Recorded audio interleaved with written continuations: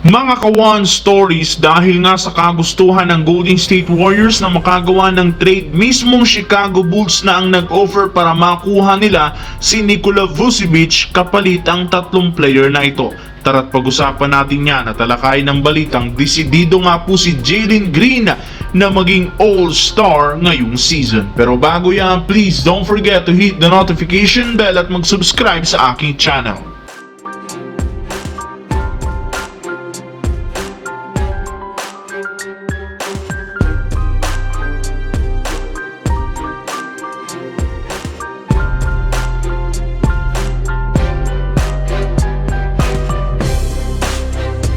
Napanatili nga po mga ka-One Stories ng Houston Rockets ang kanilang pangalawang pwesto sa standings ng West matapos nilang maipanalo ang huling tatlong laro, especially ngayon. Meron nga silang impressive na performance sa huling 10 laban sa pagkapanalo nila dito ng 7 beses at isa sa mga dahilan dahil sa pagiging consistent ng kanilang superstar na si Jalen Green na siyang literal bumubuhat ngayon sa Houston Rockets. Maliban sa pag-average niya ng 21 points per game, umangat na sa 29 points per game sa nakalipas na 4 na laro. Kaya may ilang mga analysts nang nagsabi deserve nito na maging all-star ngayong taon. Simula last season, tuloy-tuloy nga po ang pag-improve ng performance nito since desidido talaga niyang mabuhat ang team sa playoffs at ma-recognize ang kanyang pangalan. Ngunit kahit gaano kaseryoso ni Green na makapasok sa all-star, mukhang malabo nga itong mangyari sa dami ng mas magagaling na gwardya na makakalaban niya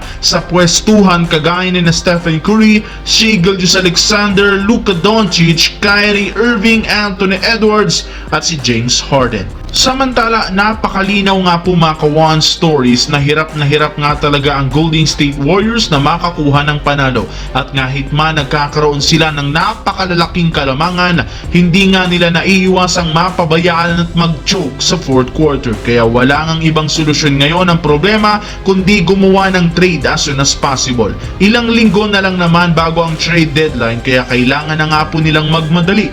At base sa inilabas ngayon ng isang Warrior insider, mas nakafocus nga po si Mike Dunleavy sa pakikipag-usap sa Chicago Bulls para lamang makuha si Nikola Vucevic.